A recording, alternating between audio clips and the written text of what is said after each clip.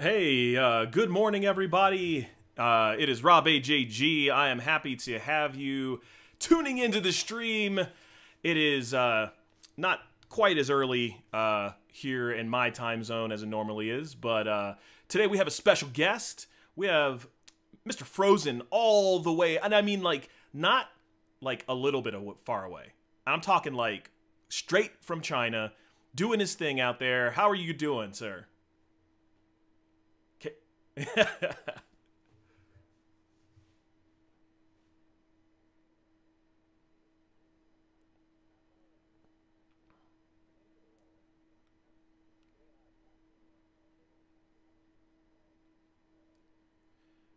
Yeah, well, Hello? all right, we can hear I, you I now. think the connection's not so good actually. No, we can hear you Mhm. now. You, Was the you connection lag? no, your boy Mhm. had you on mute. Oh, so, okay, okay, no problem, no problem. so tell everybody who you So are and yeah, tell them I've what been you do. all right. Hi guys, I'm Liquid Fr0zen. So I play Hearthstone competitively, and right now I'm doing streaming and casting in China.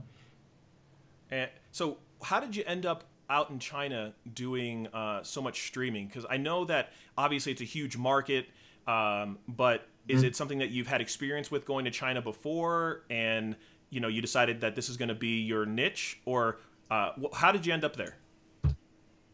So before I stream in China, I've been doing a lot of streaming on Twitch, but right now Liquid's actually having a is actually working with a Chinese streaming platform called Huya, and it just so happened that spoke both languages fluently, and I wanted to see how it be if I streamed in China. Sorry, I actually haven't spoken in English for like a month and a half now.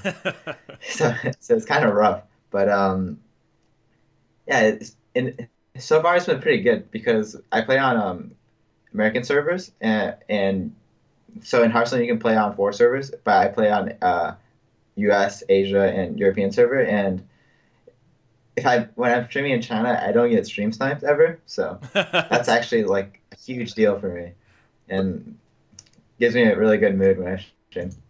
Well, yeah, it's kind of cool. So what you're telling me is I need to learn Chinese first of all, so that I can take advantage of being part of such a huge community.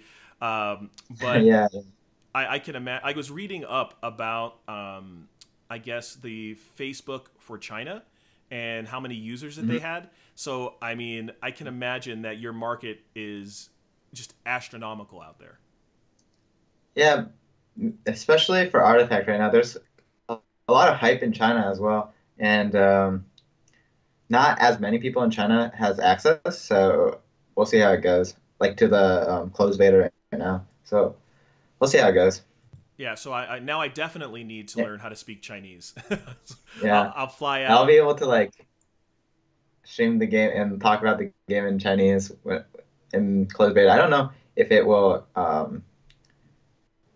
I don't know if the initial version that they give us to stream on, like when the NDA drops, will have the Chinese client ready because I haven't seen any info on that yet. But they said it'll be out for beta, so can't Yeah, wait.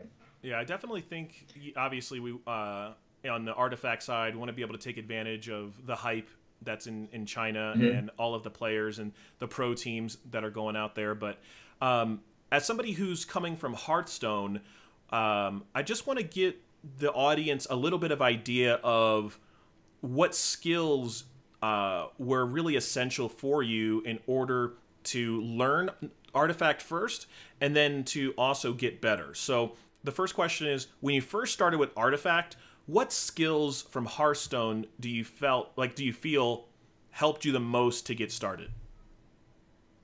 Um, I think one thing that transferred over a lot was knowing how to get ahead and like value trade minions Mm-hmm. and like how much value you had on each board. I think that was something I was really good at, and like how to set up AoEs if I'm playing like a blue deck. That I knew a lot, but I also had a huge advantage because as you guys all know probably by now, Hyped, who plays like every single day, more than almost anyone in the beta. all Probably day, every day. anyone. Yeah, literally all day, every day. So, and I'm like, I'm really, really close friends with Hyped. So he was able to coach me a lot in the beginning, and yeah, that really, really helped since he knew all the like small mechanics and how to set each game up really early. So I was able to learn really, really fast. So I didn't have the stage where you make a ton of mistakes and then you learn from your mistakes because I was able to kind of know how everything was going on in the first place. Yeah, that sounds a lot like my experience. I got into the beta. I started making some mistakes, and then I said, "Wait a minute, hold on. There's got to be people out here who know what the hell they're doing." So Yeah, exactly. I reached out to Hyped, and he was like, "Okay, here's what you need. Here's what you got to do." And all of a sudden, I went. If I swear to God, everybody at home, like one Yeah. day, like it was a Tuesday before, I was like trash, and then the next day, I felt like I could beat anybody. Like, and Yeah, yeah, I exactly. don't know if that's how you felt, but I definitely, knowing which cards were, I had an idea of which cards were good and which ones are bad, but then that gave me a little bit more clarity as to some of the borderline cards.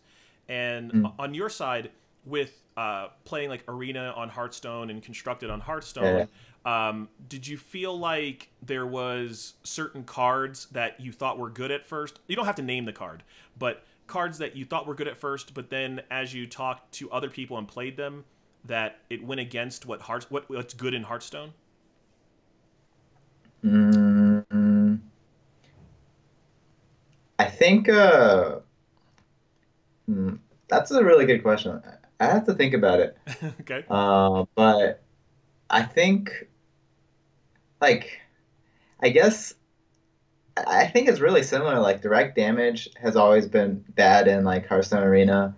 Direct damage is like pretty bad in draft mode. Good set of minions are always good in Hearthstone. Good set of minions are good in draft mode. Healing's bad. Healing's bad here as well. But I guess one thing that you don't realize is really good in Artifact that you think like you'd think is bad is regeneration. I think regeneration is like insane. Right. Yeah. Uh, like I had I didn't think that regeneration was just is just such a huge snowball like in Artifact until like I started playing with it. But it really messes with a lot of other decks, like especially blue, um, which I play a lot. It transfers over because I play a lot of control decks in Yep. Hearthstone as well. Same. But yeah, aside from that, I think the good cards in I can't really think of good cards in Artifact that aren't wouldn't be really really good in Hearthstone. Essentially, like a good guide maybe is like if this card is good in Hearthstone and less costed, then it's for sure good. Like minions are all often very incorrectly statted Yes, I agree. in Hearthstone, but if you see those cards, they're like absolutely disgustingly good in Artifact as well. Yeah, that's a pretty good guide. We'll make sure that we write that down somewhere. All right, guys, when you first start playing Artifact, if it's good in Yeah, Hearthstone, if that card would be good in Hearthstone, it's good in Artifact. Don't worry. Like you can yeah, just run your drafts that way for a couple weeks and see what's happening. Um, exactly. so now, when you started, and I'm assuming that you're halfway decent at draft in Artifact, but Yeah. when you started feeling like you were getting better, what did you feel like you were doing better in draft than you were doing when you first started? Um, let's see.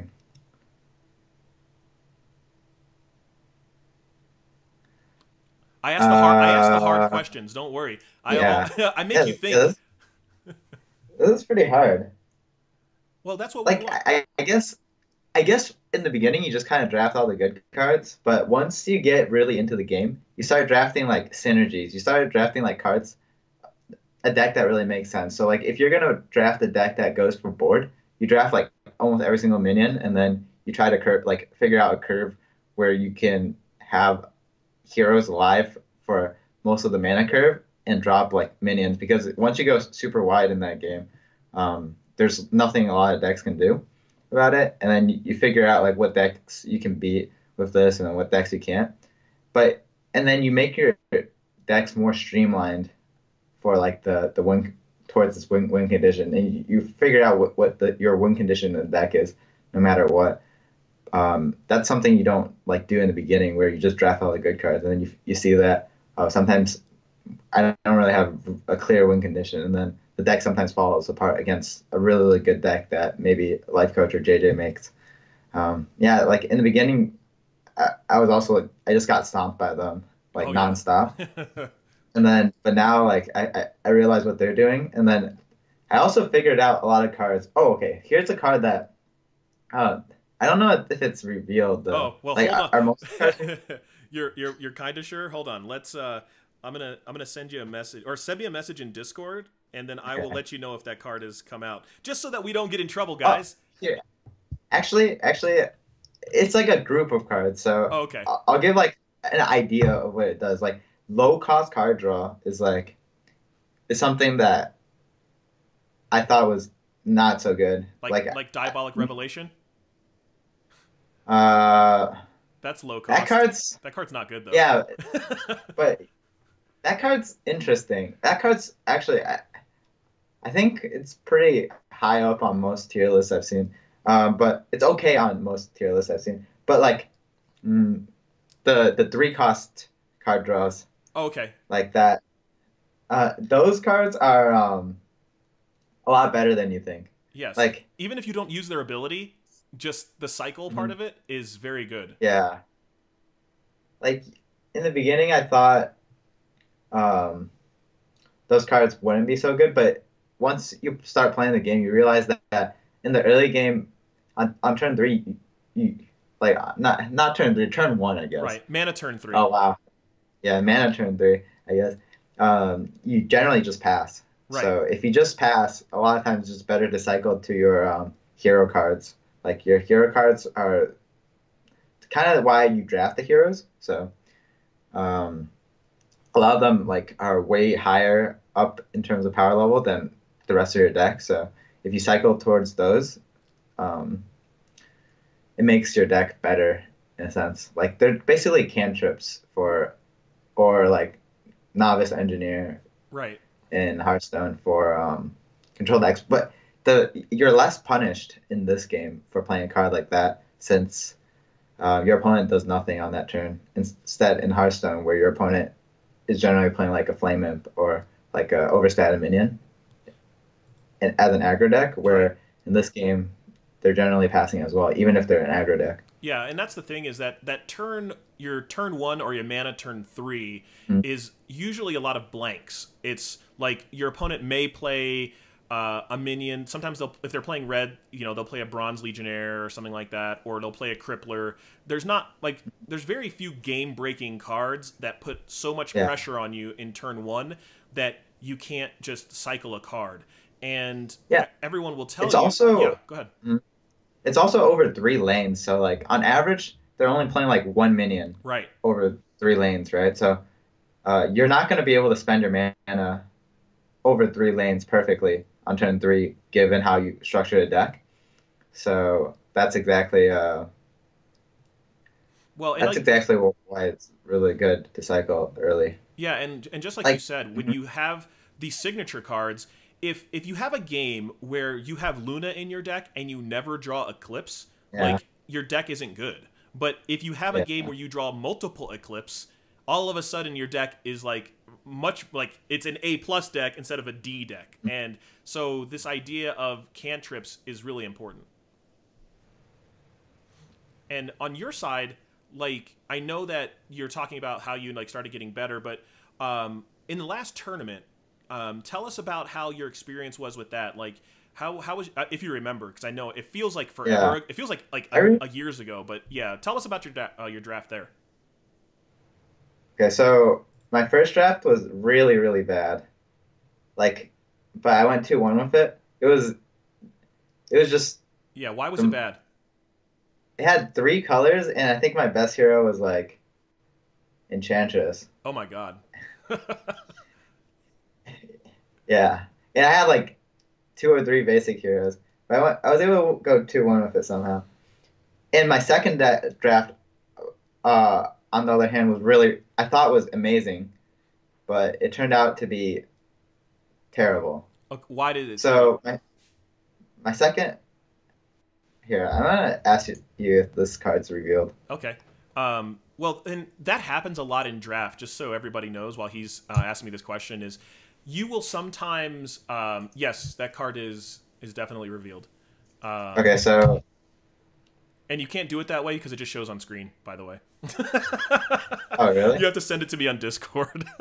Uh, rip. All right, so I had yeah my draft had 2 bristlebacks, Holy shit, that's good. and I thought that was like literally I thought that was gonna be really good, but it turns out that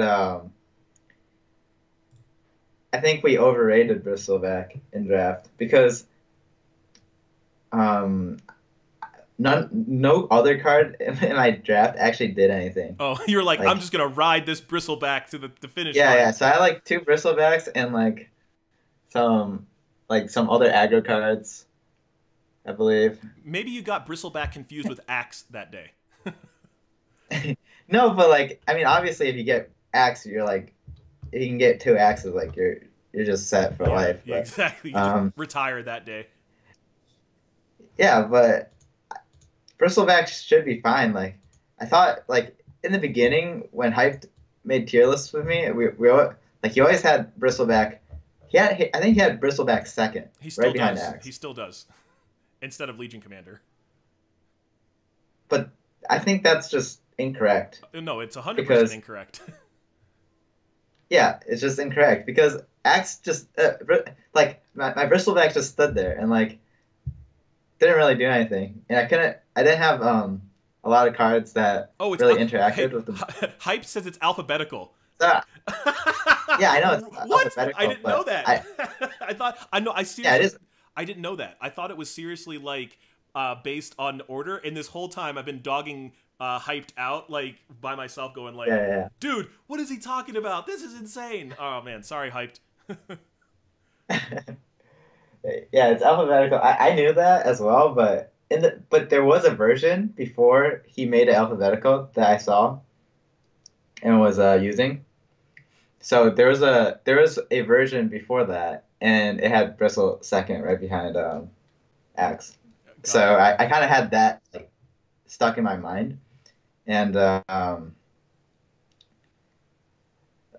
but Bristleback just doesn't really do very much if you don't have it's a lot different than in constructed because you can use the signature cards of other red heroes, and that makes him really strong because he can use something like Like Axe Alt. yeah, like Berserker's Call Yeah, or something. yeah. So it went really, really poorly because I just couldn't deal with like a any minion. Like my opponent maybe plays a green deck, he goes wide, plays a minion, and I couldn't really deal with it. And my support cards, even though a lot of them were tier 1, it didn't really have win condition. And I thought my deck was insane. And I sent it over to Hype to review, and he was like, "Yeah, this deck doesn't really have a win condition." Oh, okay.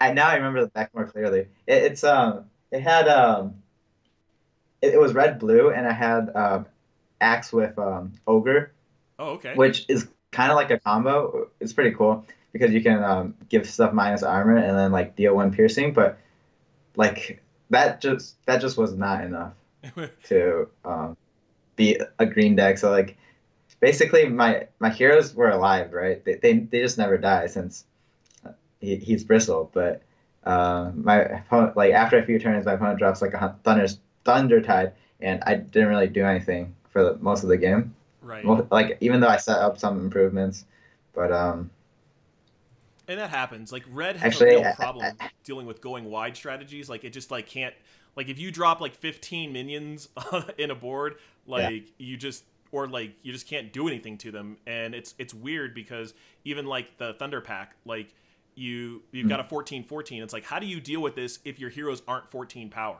Like if they're not Yeah, 14 power, exactly. like you just look at it, and like what are you gonna do? Hmm.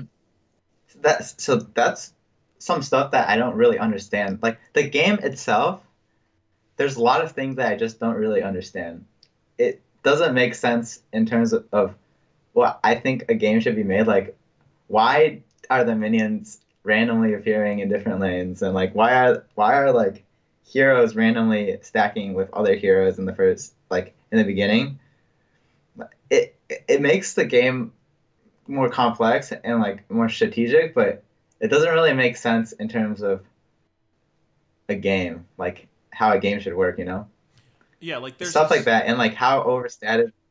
Hmm. No, what I was going to say is imagine a game of Artifact where instead of your first three heroes placing randomly, you actually Yeah, place them yourselves. Like you took turns, like initiative. You would say you flip a die and or flip a coin, and then you place one person, they place one, and then they place one, you place. You know what I mean? Something like that. And yeah, then they were randomly placed in the lane. So like there's yeah, not those really feel bad. Like, because sometimes, like, now granted, even if you do lose your heroes in turn one, it's not like a death knell. It's not like you're just instantly lost. I've had plenty of games where I've lost two of my three heroes on turn one and still won the game. But, like, it just feels bad, right? Like, it just feels bad when your guy just yeah. gets just pwned by, like, an axe on turn one. Um, But the thing is, what I yeah, that part is like whatever. Like sometimes I get wrecked turn one. Sometimes like but the thing is, that part doesn't really matter. It just doesn't really make sense to me why the game is like this. Like you know right.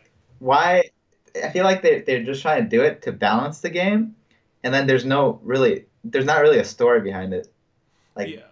if they can make like a lore for it, Oh, then why they it'll randomly be post? whatever. But it's like it just doesn't really make sense since a lot of people might come from Dota and they just look at this and just be like, "Wait, that this isn't really what happens in Dota." Yeah, it's like, and I haven't well, played Dota I either, don't play so. Dota, so I don't know, but like I can understand like the lore part of it. Like people want it to make sense, right? Like when your heroes Mm.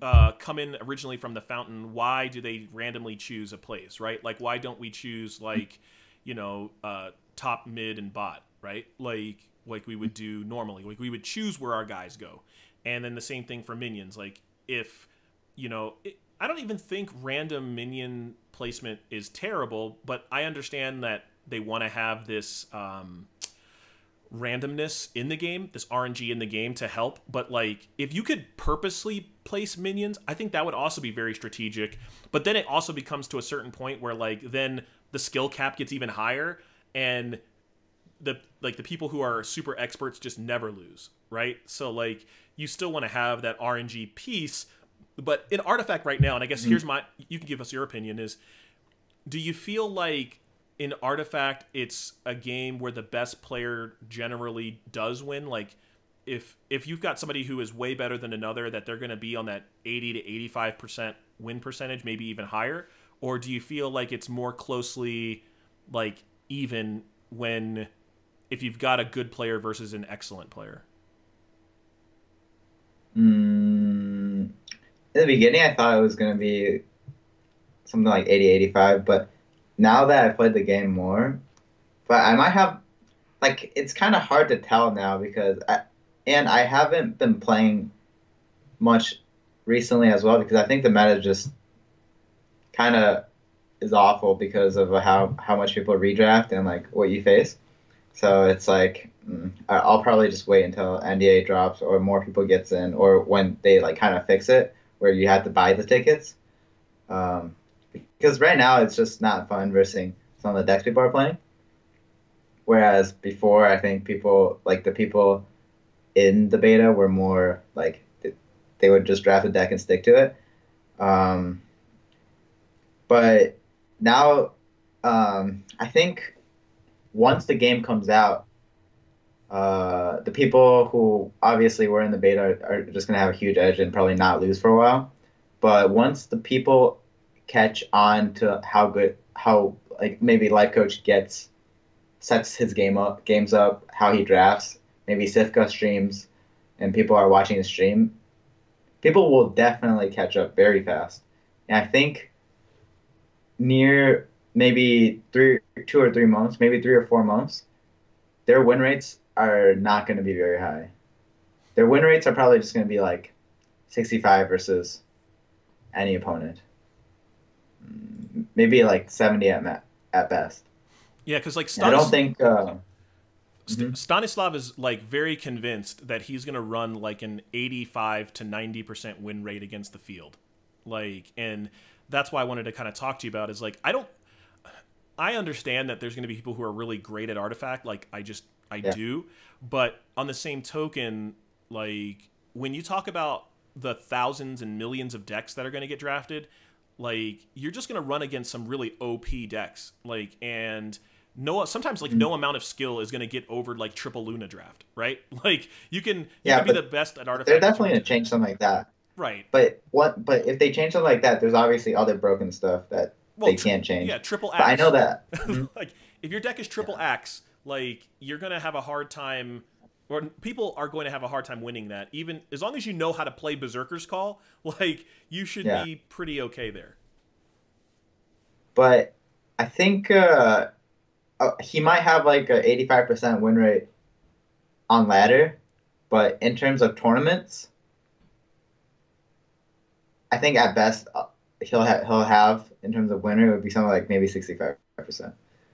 It's just ridiculous to think he can stream the game, tell everyone his thought process, life coach and stream the game, tell everyone about their thought process, have all the information out there, have like eventually maybe Liquid has stats Right. or like or make a stat website on like how to draft, how like the stats of cards. Once everything like this comes out, there's just no way that anyone can have a sustainably high win rate. Yeah, Like 65% is that's good, high. No, but 65 is that's high. yeah, Let's not it's get high, but people in Hearthstone, like Hearthstone right now on ladder, the good players average around like 60, 61% win rate, got like it. the top players. So in Hey, that's better than Clash. Clash is like what, like yeah, 50, yeah, 50 like some in like tournaments, I think in tournaments Hearthstone players, like the best Hearthstone player average like around 60, 65% win rate as well. Like, and I think that's as high as it goes in terms of card games. Maybe a little bit higher. Maybe they figure something out. Like they figure something out and can like conceal information. I think in terms of constructed, he might have a oh higher yeah. win rate, but Oh in yeah. draft, no way. Well, Draft, yeah, drafted, no way. forget it. Like, and I mean, in constructed, it's going to be different because, like, let's say we got a team together and behind Mhm. closed scenes, we break the format, right? And then, like, come tournament time, obviously, like, we would have a huge win percentage against the field because they're not prepared. So, like, and I think when it comes to draft right now, there's a lot of that. Like, every day I'll play probably like if I put in a couple of hours, I'll probably play against 5 or 10 people who like have no fucking idea what's going on, right? Like, Yeah. and like they think they know what's going on, but they're still in their like infancy, like in Mhm. Artifact, and like they get to that Yeah. mid game where you really have to start making complicated decisions, and you have to start up setting up your turns like farther ahead, and they make really bad initiative plays and then lose Mhm. that mid game, and then they lose the game. So like Yeah. my win rate against somebody who's been playing less than like a couple of weeks is, you know, probably like 90 some percent. But then like when you Hmm. start playing against people of equal talent, then first thing is Yeah. obviously your deck construction goes really far, right? Like Mhm. it's your signature cards, getting your heroes away from signature cards from your opponent, and then obviously drawing them too. So there's still that RNG, like, and for everybody at home, what Frozen said about thinning your deck, about playing the 3 mana draw cards, is even when you just use them to just get through your deck, it's so good because it gets you deeper to your signature cards, and your signature cards generally will dictate the game. You know, like that's why they're in your deck. So, but I Mhm. guess on your side, like, so you've got this Hearthstone Pro deal. You're in China. You're doing your thing. Like, how do you see Artifact? Like, not just with you, but how do you see the future of Artifact in the next up until, let's say, up until the $1 million tournament? What do Mhm. you see Hearthstone looking like? Like the meta, that kind of stuff. Hearthstone or Artifact? I'm sorry, Hearthstone. I mean, excuse me, Artifact. Artifact, not Hearthstone. I Artifact. see your Okay. face and I see Uh, Hearthstone. the meta game in terms of constructed or draft? Both. Because we have no idea like the format. Right. Just I mean, just where do you think it's Um, going to go? Just in general.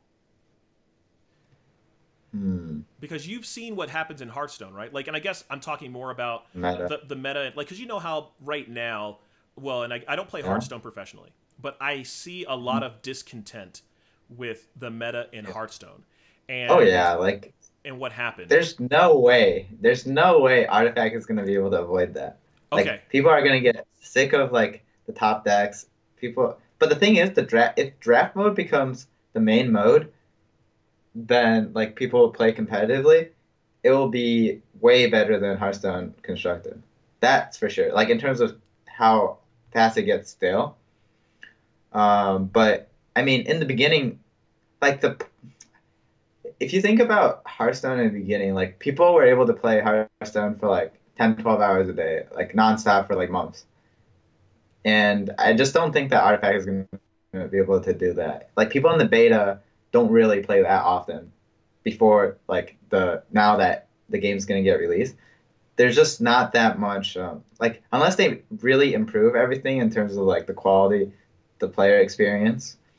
It just doesn't have the feel that Hearthstone has. And I think they can do a lot better with it as well. But in terms of metagame, constructed metagame, I think constructed in that game is just not good.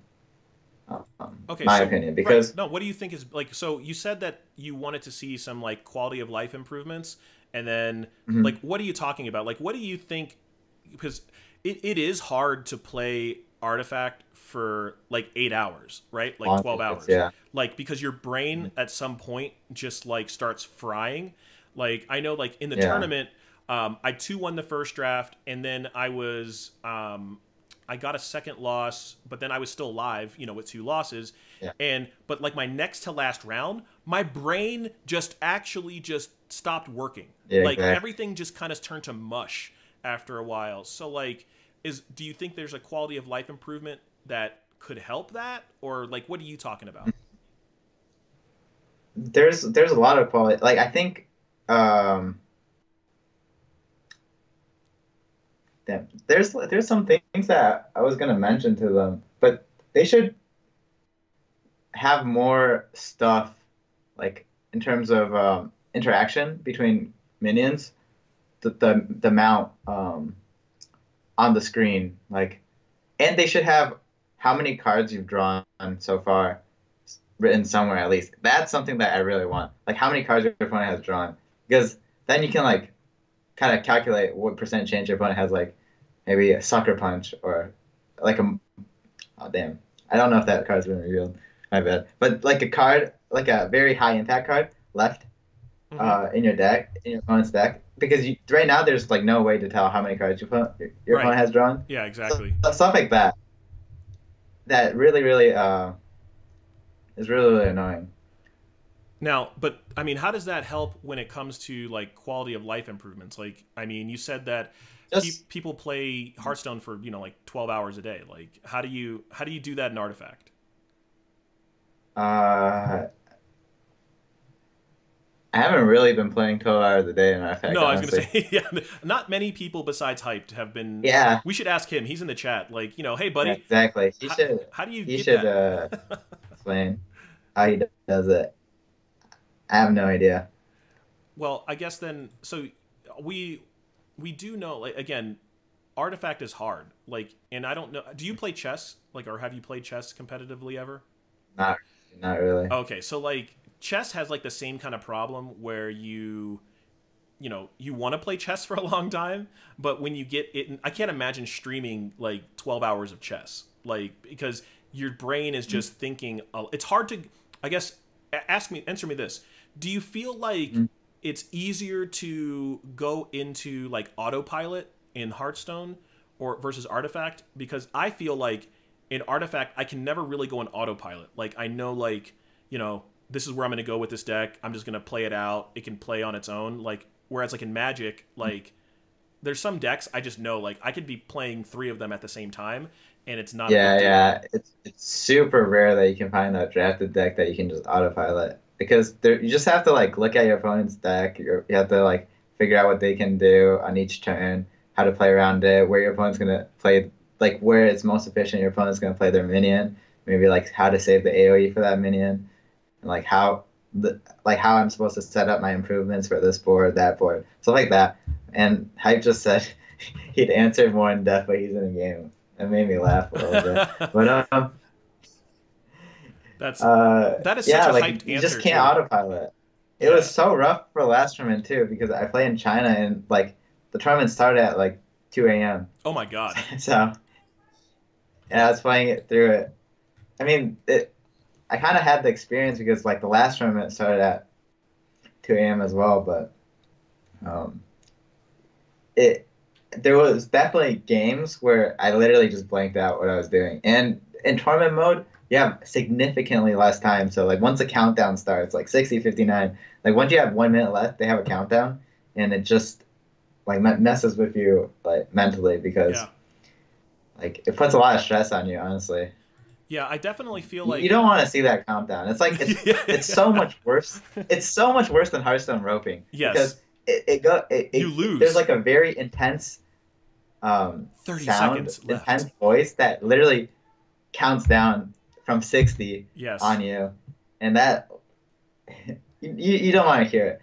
No, and you're totally right. Like it's like a horror movie. Like you're playing your game Yeah, and all of a sudden it's just like you have 30 seconds left. And you're like, "Oh my and then it god. goes like Oh my god."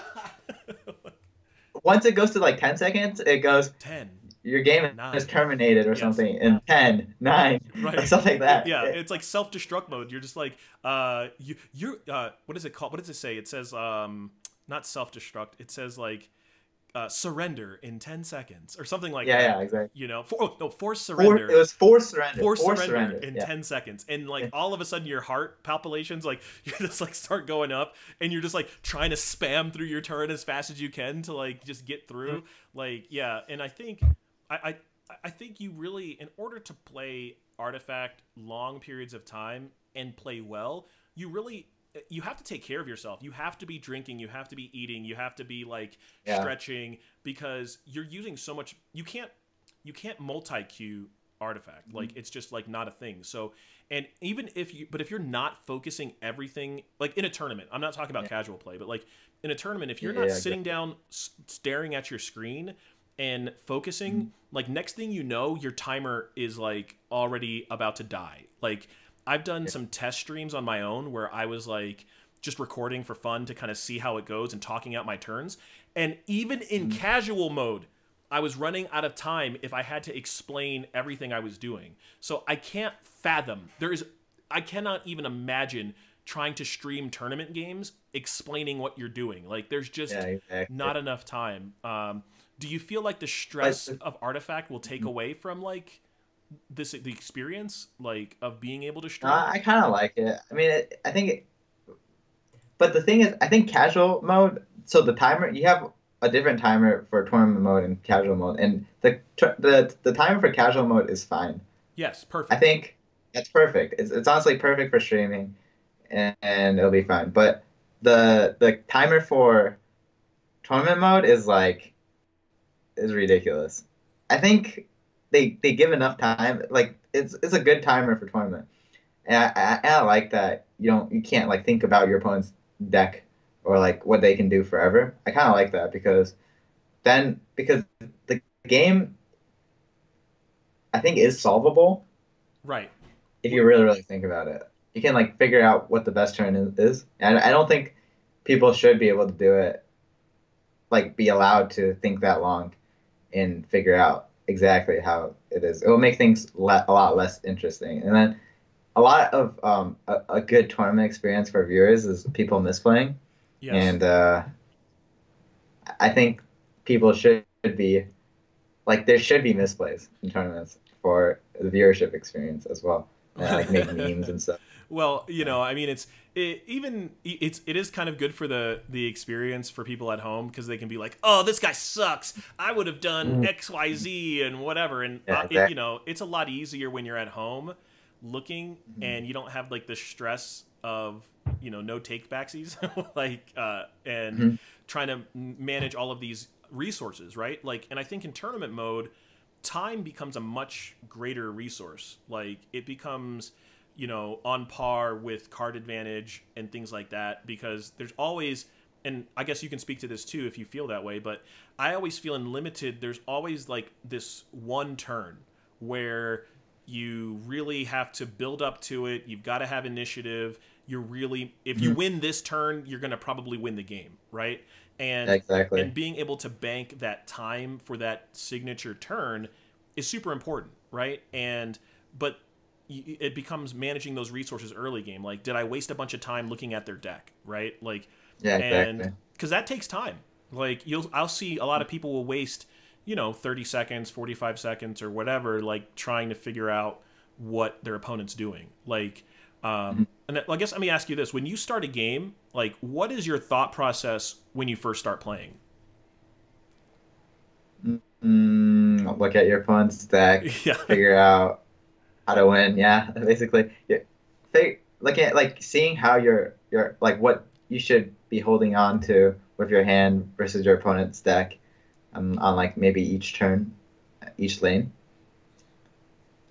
Um, like how to set up your minions. Like maybe sometimes in if I'm playing like a control deck and I really have to think, I'd already start thinking about like where I should be setting up my strong blue heroes for the ults and like in the future. Um, Stuff like that. Like which lane will be safe in the future. right. Well, how do you But feel about the like always going one? Like, how do you feel about people who are like, you know what, like, no, regardless of what's going on in one, like my first hero placement after the initial turn placement is going one. Like, do you feel, are you in that camp where you just always place one, or do you oh look yeah, otherwise? oh yeah. Unless my hero is Drow, it's always going in one. Unless it's Drow, Right. or like I get a huge like a value trade on like a opponent minion, like on like unless I get a hero kill in like a different lane. Oh, Yeah. oh God. No, you're fine. Now you got him scared. Like, oh my god, I revealed Drow. Like, no, we know, or Drow or Dro. Okay. Like, we don't know.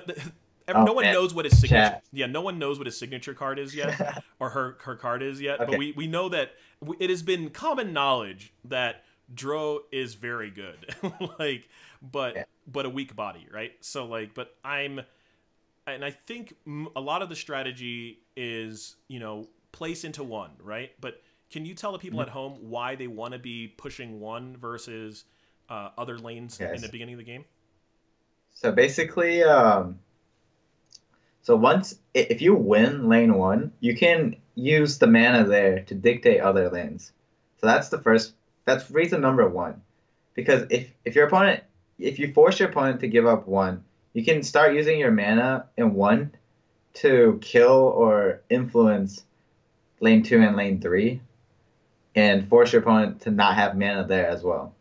That's like one part of why one is good. The second part is that since the lanes rotate from left to right, lane one through three, you get basically another turn if you're racing your opponents. Right. Since the you basically lane one will resolve, and then lane two resolves, lane three resolves, and then when on the next turn, lane one resolves first.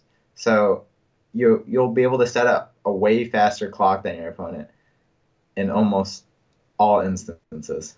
Right. And I Yeah, think like people don't realize that at first, like the mhm. advantage of one, like, and being able to like kill, excuse me, like cross lane do stuff, right? Like Yeah. cross lane make more mana, cross lane gank something, cross lane all of that, Mhm. and you get to do it from one. Like, and doing it from one can just turn off other lanes, like, and Yeah. you don't have to focus on your first lane anymore. And it's a huge deal if your opponent is behind on one, where they have to like they still want to do cross lane stuff from one, Hmm. but they just can't win it. And Right. that's a huge deal because they have to like waste basically they have a hero that's feeding in lane one basically. Right. And but they still have to spend the mana somewhere, or else they just lose out on mana, which is a huge resource by not having a hero in one as well. Yeah. If you don't, if your opponent doesn't have a hero in one, they are like in deep duty. Like Yeah, they like are really bad off. Like yeah, exactly. and what's horrible about that is sometimes like in artifact a lot of times you want to once you win a lane you want to get off of it and do other Hmm. stuff, but like when you have a lot of cross lane stuff you end up like leaving a hero in one just so you can cast out of there. And Yeah, but some decks are and it's really good not about it. even that. Yeah, it's not even that bad when you like win lane one, Mm-hmm. but you still have a hero lane because like you, if you win lane one like fast enough, you're putting a huge you're putting so much pressure on the second tower almost always. Yep. Yeah, Yeah, and your and like opponents are your opponent sad. will, Like, yeah, it's just I think the value of one is actually so much higher than like any other lane. It's ridiculous. It's actually ridiculous well, but I have because heard people who say it's not true. Like they are saying like, oh, you don't always have to go one, and I just look at them like they're crazy. Like I like just I don't know if I haven't heard anything any like interviews, but I haven't heard like life coach JJ them talking about. I don't know. Have they like talked about how much lane one no, I don't. is important? I haven't Because heard anything from them. yeah, because but like if you cross lane back into lane one, you're basically wasting. A whole turn. Yeah, and your opponent's and say you get a kill from lane two to lane one, you're basically your opponent's hero is basically respawning like a turn earlier than if you killed them from lane one to lane two. Right, the other way around, exactly. That yeah, Because they've it's already like done it. They've already done what they're going to do in lane one. So like hmm? killing them afterwards is just like okay, and like it's obviously so much better to do it the other way, 1 to 2 or 1 to 3. But one of the people in chat Hmm. asked like when you're far behind, like when you're behind in one, like what do you do? Do you just like keep committing more resources to it so that you can push them out, or do you try to just I'm just going to go ahead and try to win 2 and 3 and just work against it. Yeah, you kind of I think that's what you kind of have to do, and you try to stall out the clock on turn one on in lane one. Basically, you make it so that it doesn't you don't get like absolutely crushed from lane one, and then you try to win lane two or three, or like maybe you predict your opponent switching out of lane one with like TP scroll or something, whatever. yeah, but so it's completely different in draft and constructed because in constructed your opponent's always just gonna be able to blink out of lane one or like get out of lane. There's way more like you're Yes. very Yeah. um what's a good word? Well, but Very consistent in right. swapping out of lane one. But in draft, it's super hard to swap out of lanes. And once they swap out of a lane, they can't like it's almost impossible to get back in there. Yep. Like so, if you can predict your opponent that are gonna like swap out soon, like you can maybe cheese your opponent like and try to steal lane one back when your opponent swaps out. That happens That happens a lot sometimes actually. where Like yeah, where you don't expect your opponent to go in a certain lane, and then you like overstack a different lane, yeah. and your opponent just like sneaks a certain lane out like right, like you don't even like. Yeah, it happens a lot. It just Well, like stuff yeah. like that just happens. Well, it happens a lot because like I remember I played a game against Hyped where I was certain that I was going to be golden in a lane. Like I had moved back into 2 after it looked lost and I was going to win 2. I was going to take out his hero and he had in his like the last 2 cards in his hand were like Blink Dagger to move over Debbie into 3, and then he played the Oath for Xaxes. Like, I was like, Yeah. and those are the kind of surprise plays that are kind of cool. Like, if that was on stream, that would have been like, it would suck to lose, but it was a really cool play to see because, like you said, being in limited and in draft, like having lane maneuverability is super difficult because you can only get what you get, right? Like you either have drafted the item and then you have to get it in your item deck and then you also have to have the gold, or you have to be playing black. Like because well, I guess you could try to like in green you can push it with seer, or you can intimidate. Intimidate's been revealed. That I know. Yeah. So You can intimidate. yeah, but that's like, all that's random, right? It's not like as good as the black stuff or Blink Dagger and all of those kind of things. So you're right. Like maneuverability is super important in limited, but it's also it is kind of a feel bad sometimes. Like when you just need a TP scroll and you just never see one. Like you see one turn. Well, obviously on turn 1 when you have 2 gold, you'll see a TP scroll like all the time, right? Yeah. Like it's just like a guarantee. But like when you need one late game, you're like, I just give me a scroll one time. Like yeah, exactly. I wonder if you could buy scrolls, like if you could put 3 scrolls into your deck as basic items, like I'm assuming that, you would start with 3 of those and 3 Traveler's Cloaks, like all the time. But that would probably add a little bit more. I think having consistent TP scroll in limited would make the format better. Like, I don't know. What do you think? It's okay to disagree. Don't worry. Yeah, I think so. But I don't know. I don't think that's that big of a deal. Like losing on TP scrolls, or like I never felt like a game's been completely decided on a TP scroll. Then where I see in the Discord a lot of people talk about how TP scrolls have been like are just ridiculous late game, but I haven't felt that. I feel like they probably play a deck that's too slow or something. But yeah, I think and if you play like a deck that's fast, you don't really need TP scrolls. Yeah, I think for the most part though, somebody asked about I know right now in limited and articles, a lot of the pros are talking about limited being the format of choice. And I know in beta right now, the tournaments are limited. So that's why a lot of us focus simply on limited. But were you playing when the constructed tournaments were going on? Okay. Yeah, I was playing. So do you feel like, in your mind, that do you think pros will gravitate? I mean, ignoring money. Okay, let's say there was 2 tournaments that were both limited. One was limited, one was constructed. They were both for $1 million. Do you feel like pros would move towards constructed, or they would move towards limited?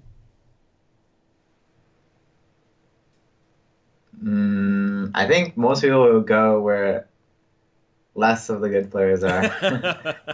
Well, okay. But in terms of how fun, I think limited is just way more fun. Constructed is quite almost awful, like in my opinion. It's just super unbalanced.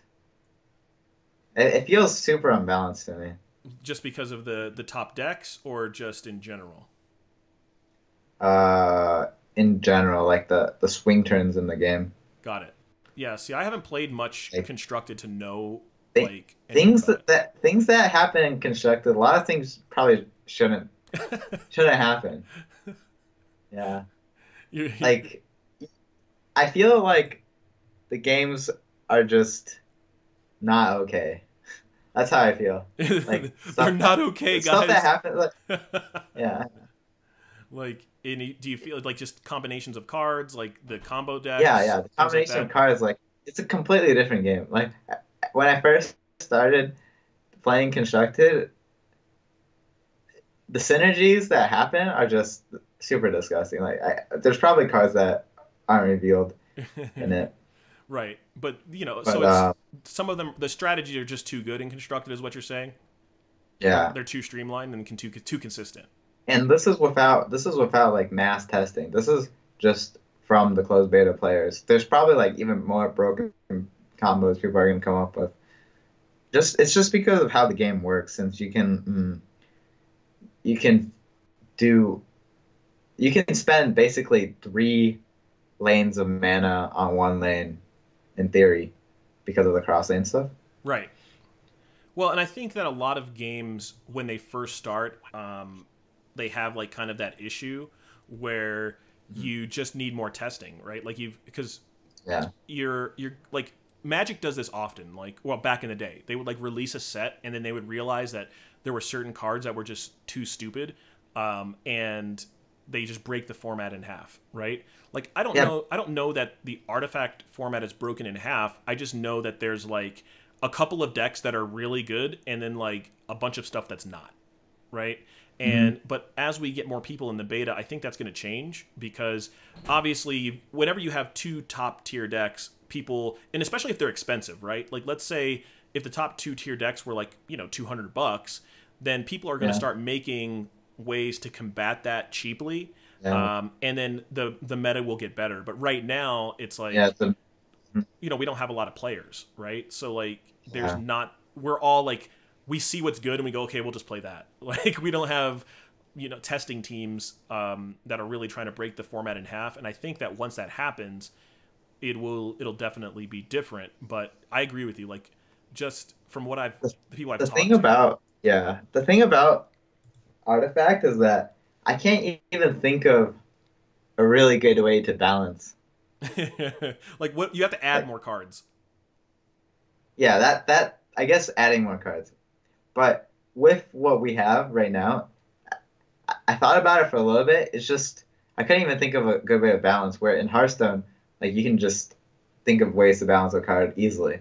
But in Artifact, there's so much to think about behind a single card, like especially the more powerful cards. Right. That it's so hard to. It's just so hard to balance. Right. So it's kind of like with the Luna problem, right? It's like, okay, like 1 Luna is fine in a draft deck, but like 2 or 3 Lunas is undeniably stupid. Like, it's like the best thing you can be doing in limited. And it's like, well, how do we fix that? Do we make Luna rare? Do we make it so that each eclipse only is tied to 1 Luna? Do we, do we just change her beam, Lucent Beam? Do we change that to like having to physically activate it? Like, there's like so many different ways, but we don't really have a lot of time to test what works, right? Like, I think making Luna a different rarity is just not a way to solve it. Well, like, like, what do you what are your issues with making it? Let's say it was rare. Like, why would that not? I think Luna, because people are still going to be able to draft 2 Lunas, and drafting the amount of unbalance of drafting 2 Lunas is just, it's not comparable even in anything in Hearthstone. Like, you can draft nothing. There's nothing you can actually compare in terms of power level. Like, I can't even make it explain. It's not like playing with a deck with 99% win rate versus, maybe not 99, like 95% win rate versus almost anything. Like, literal opponents. And just because you had 2 Lunas. Yeah. And but the thing is, like, once you have the 2 Lunas, if you get them like reasonably, you can actually build an entire deck around it where your Lunas just never die, and that's all you need. Right. Well, because then you're just like cycling towards eclipses. You're just like, every buff you can put in, every like battlefield control, like every way to misdirect attacks, like, that's your whole deck, and then you just eclipse for 10 charges, like, and so that's yeah, exactly. That's just not okay. Like, you can play basically 2 Lunas and then 2 basic blue hero, and that's actually just an OP combo. Right. No, that's fine. Like, I'll do 3 Jamoy, 2 Luna. We got a deck, boys. Yeah, if you can draft enough blue cards, that's the only problem. Well, honestly, you can just put colors like that you don't even have in the deck. You just put black cards in there. Can't cast them. Don't matter. Yeah, you can put colors that you don't have for the hero just to fill up the card slots. Yeah, easy. That's probably just a good idea. Yeah, it's probably a better idea to do it that way than to actually play a whole Then another color. then adding another color. It's actually just true. It's probably just true. And that's Mhm. and that tells you how crazy Double Luna is. Like that you Yeah. would rather You have can dead cards in your deck than not be able to yeah, cast Eclipse from every lane. Like exactly. You can have probably 5 or 6 cards of other color that you can just not play. You can be down 5 or 6 cards in your deck. That that probably makes a deck better than having a green hero. yeah, probably. No, I mean, and it's we're laughing about it, but like it's actually true. He's not like even exaggerating a little bit. Like it's Oh, just being able to have the threat of like a 10 charge Eclipse in any lane yeah, will win the game. Like I want you to yeah, think of your favorite card game, and I want you to think about on turn, so 3, 4, 5, 6, right? 3, 4, 5, 6. So turn 4, destroying all of their creatures for on turn 4, and being able to do that 6 times. Like yeah. that is why, like, there's nothing in Magic that is anywhere comparable to that. Like nothing. Like literal nothing. Like there's no card in Magic that says 4 mana destroy all your opponent's stuff. Like it just doesn't exist. And in It's Hearthstone obviously not either. it's like a 6 mana Yogg-Saron that works every single time. Right? Yeah. Like It's literally, and you have 6 of them. You have six you have 6 of Yogg-Sarons them. that work that works 100%. every single 100% of the time. Yeah. That's what yeah, that's what drafting Tuna Luna is like. Right. It would be for Magic, it would be the equivalent of a 4 mana Plague Wind. Like, and it would be colorless. It would be not even colors. It would be a legendary spell, but you just have to get to turn 4. You don't even have to spend the mana. Like, and if you could Plague Wind your opponent, now Plague Wind normally I think is 10 mana.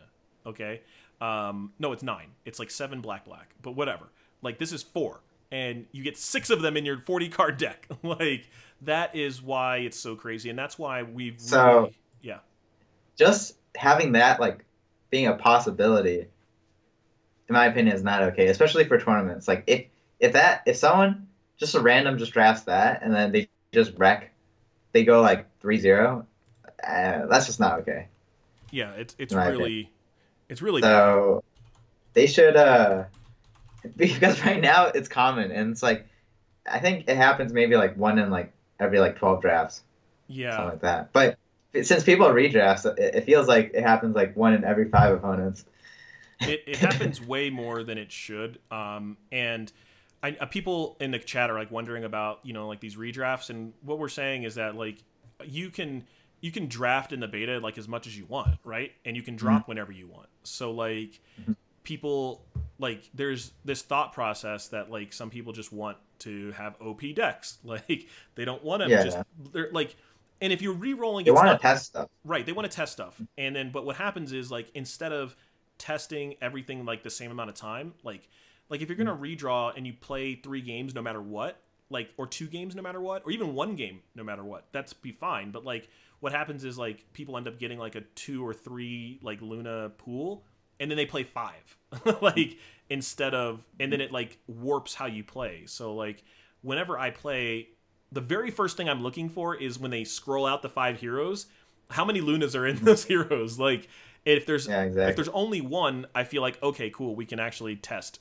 this this match, because in tournament mode, you want experience playing with as many different decks as you can. Like that's a given.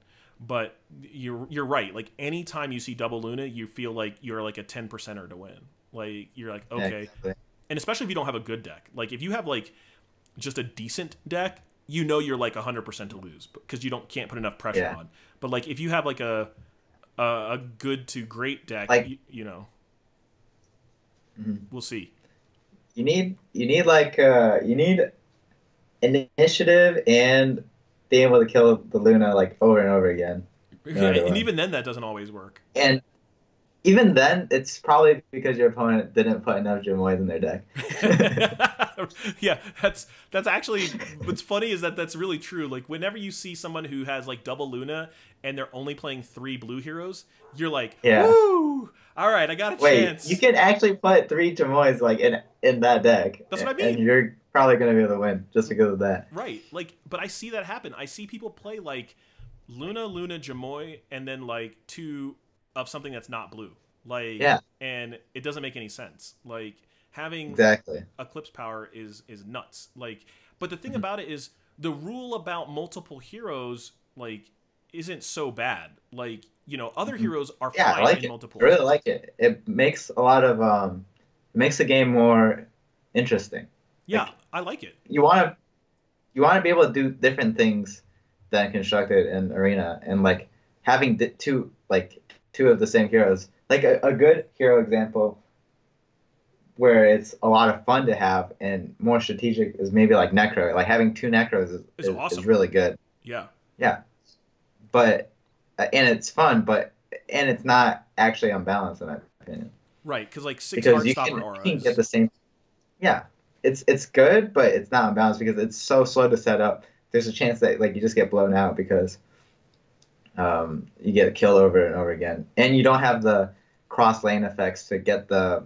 You don't have the blink daggers where that really make Necro OP in constructed or in limited. Yeah. Mhm. Like, and that's the thing is that, like, for example, like Uh, Heartstopper Aura is like, it's a mhm. decent card, but in multiples, it's like really good.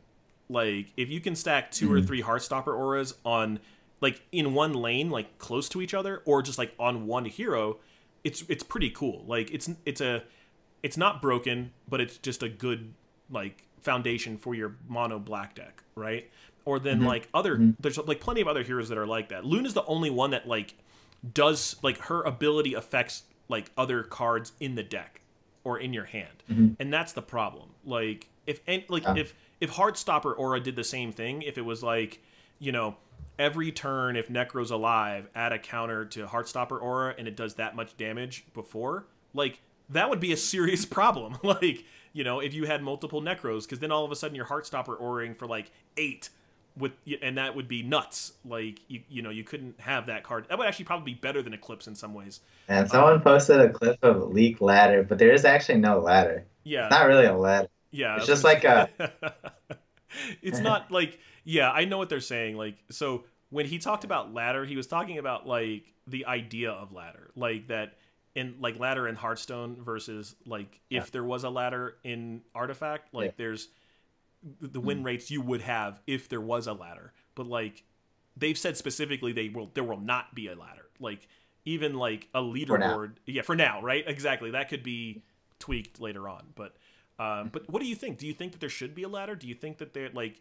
that would be like a healthy deal, like to have the ability to Yeah, I think grind? there should be a ladder. Yeah, I think there should be incentive for people to grind because, in my opinion, the game right now is. I don't think the game is fun enough without an incentive to play for a lot of pro Yeah. players. Mhm. Like you just want to be able to like just do more stuff or like have missions or like what are you talking about? Um, yeah, I think there should be some like a ranking system in term like some maybe even similar to Hearthstone ranking system. Actually, Hearthstone ranking system sucks, but grinding like having a grinding intent like actually no Hearthstone ladder system is just awful. Never mind. Never mention I said It's that too ever. late. It's already out there. You said that Artifact should have the same grinding ladder No, system. no. It's over. But But they should make like a maybe a tournament mode where m- maybe a buy-in and then someone like winner gets a card or something. so like I know like so in Magic, you're used to be, like your elo rating where it didn't like if you were in casual play, Mhm. it didn't matter, right? But like in tournament play, it did matter. Like in anytime you played in a tournament, it would go towards your elo, but you could play as many casually like games as you want. So it wouldn't be like a constant grind like where in Hearthstone, right? You've got like your ranked play and whatever. But like this would only be for maybe like your big tournaments, you could have a rating, Mhm. and that would give you like a ranking. Like, because I think it would be cool to be like, oh well, Frozen is this is the number 13 ranked player in the world, right? And there would be like an objective way to prove it, Yeah, right? yeah, yeah. Um, MMR is like very, very consistent and like is very, very good at measuring stuff as well, compared to whatever Hearthstone has. whatever you want to call the Yeah, whatever you want to call Hearthstone's rankings system that resets every single month. Yeah, yeah, like it's I not don't. very Why good. does that work? I guess help me understand. Like, and this is going to be like a little bit more Hearthstone? Hearthstone talk. Like, why in God's name do you is it that way in Hearthstone? Like, why did they think that that is like the best plan when it comes to grinding? Like, it seems like the polar I don't opposite, know, but it works. right? It makes a bunch of Obviously, people grind for so long. It works. It definitely works. And the way like they distribute rewards for it really, really works. So yeah. I guess that's kind of why they don't want to fix it, even though it makes like almost everyone I've talked to super miserable. Like, it makes you unhappy, but Blizzard Yeah, gets their money. That's the yeah, key. Like and Blizzard, it gets everyone to play. yeah. Like now, in I guess what But I somebody go ahead.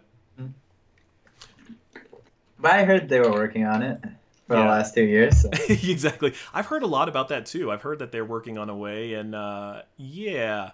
Um, but somebody asked, like in I guess in limited, do you feel like there's a rocks paper scissor like archetype that goes on there? Like if we exclude double Luna, okay, but are there certain archetypes in draft that you feel like are like the rocks paper scissors of the format? Mm, okay, I guess board spamming beats strong heroes. I think strong heroes beats like the rampy decks, and actually, now that I think about it, I think okay. So the strong heroes like early game pressure beats gets wrecked by like board spamming. I think Mm-hmm. actually they do okay, but AOE decks just destroy board spamming. Oh yeah. Like blue decks destroy like other blue decks with like board spamming, and then aggro decks are just kind of good overall. I think, but they get wrecked by like mm, aggro decks get wrecked by good stat and heroes. Okay, if we're gonna make a triangle, it's gonna be like quite a huge like it's gonna be a rectangle or something It'll like be a that. rectangle. Like quite a big rectangle, but there's definitely archetypes that just destroy different Yeah. other archetypes because so like the black aggro decks just completely gets wrecked by red heroes. So black gets wrecked by red, in my opinion, Right. and Yeah. then red gets wrecked by red. Also beats blue sometimes.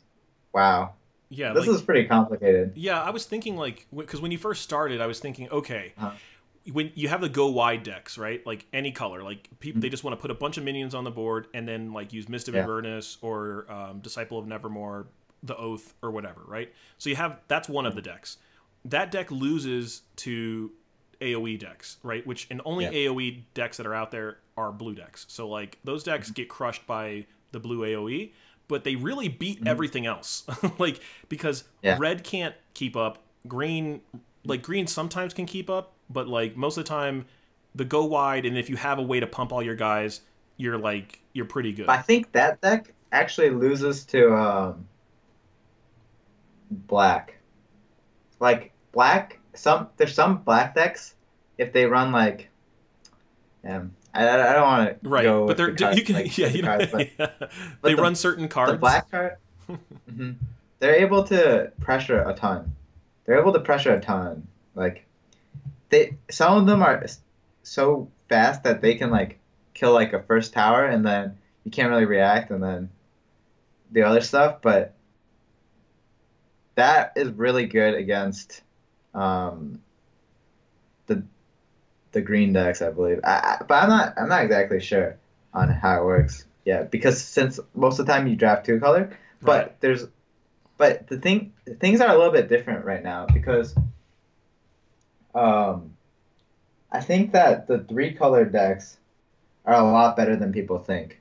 Like if I would go for a three color deck with three good hero like with good heroes rather than a two color deck.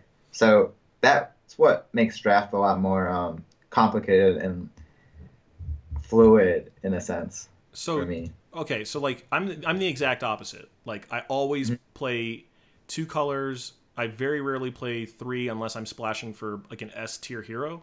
So are you saying Mhm. that you would play three solid colors? Like you would play, let's say, you know, three heroes that are really strong, and then you would have cards equal, like equal amount in each color, or are It you? would be like a splash. It would be Okay, like a splash, but it'll be depending on how good of the cards. Like since you just mentioned mist, like if I had green, like I'd splash like a mediocre green hero just to have like maybe like if I can get like two mists or like oh yeah, for sure. something like that. But I would splash for cards as well, like for certain really good cards. Like Like Time I'd of Triumph. splash for triumph stuff like that. I'd splash for like good heroes.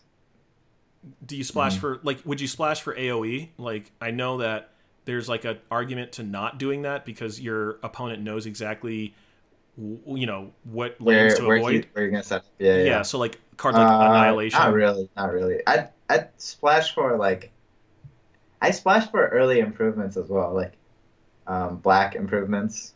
Well, right, because you're like guaranteed to get it. Right, if it's in your hand, you can use it. Like if you have a gold mine, like, Mhm. and you put a black hero in your first starting three, you know that like I'm gonna put this mine down, and I'm gonna Yeah, almost certainly build 24 gold like with yeah, this thing. exactly. Like so that's pretty strong. But so now when you go into draft, are you looking to do like a three color deal, like to make sure that you have the heroes because heroes No, are so no. important? Obviously, I'm not looking for three color, but I think around 50% of my drafts end up being three color. That's a large amount.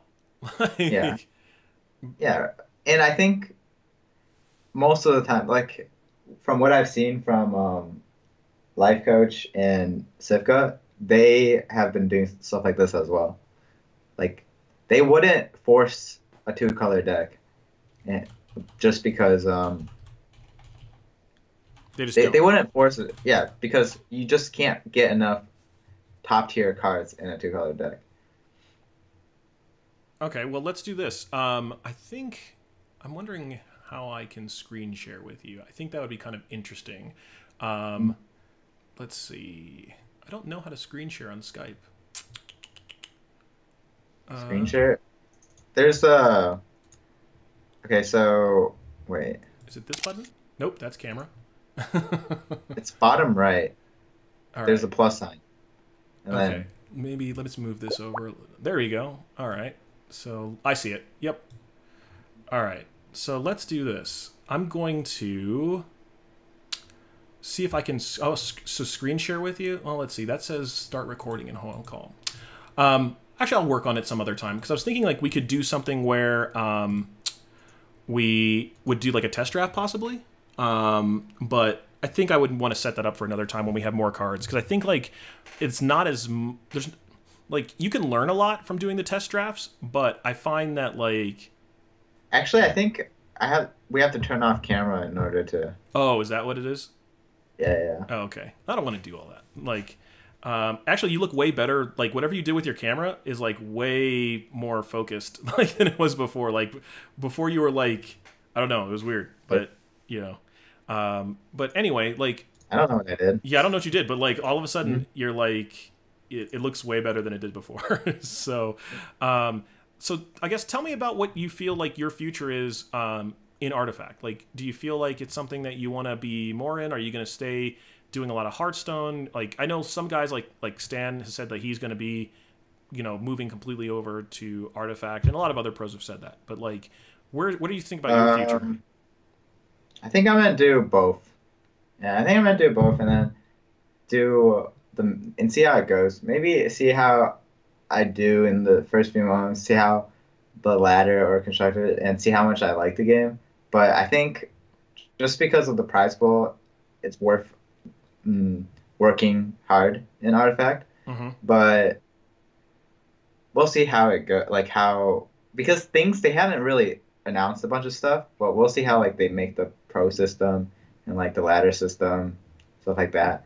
But right now, Hearthstone's in a pretty rough spot, in my opinion. So, well, that's why a lot of the Hearthstone players want to move.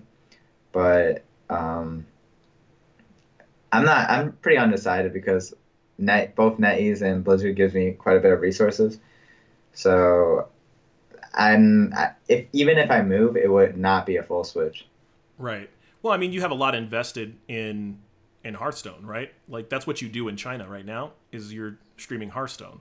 So like, you know, giving that completely up without like knowing, you know, kind of in the dark, you know, like seems would be a little bit irresponsible somewhat. Yeah, exactly. And even with all the hype, you know, what if there's always a chance that even if we're excited in the beta about a game that it could just like not be good, right? Like it's Also, there's something I've been thinking about is that like if you play this game, you have to put a delay on, or else it's just unplayable. And oh, for sure. having a delay is kind of rough for streamers in general. Yeah, because of being able to interact. Get stream sniped. If you get stream sniped in this game, you're done. Yo, yeah, you're gonna Like lose. Like, you're gonna lose a lot. yeah, like it's really really bad because you know, ugh. Mm-hmm. It's a 40 card deck, and in draft there's a lot of one-offs that like you can't really play around. But if your opponent knows that you have those cards, like and they can play around it, it's just a different game, and they would just destroy you no matter how much better you are than them. Yeah, like that seem. Yeah, I didn't even think about that, but like, because like in Magic you can get like sniped, but like it's. I mean, it's not great, right? But it's not like, it's not the end all be all. But like in Artifact, like especially in Limited, holy crap! Like perfect information, you're just going to usually lose.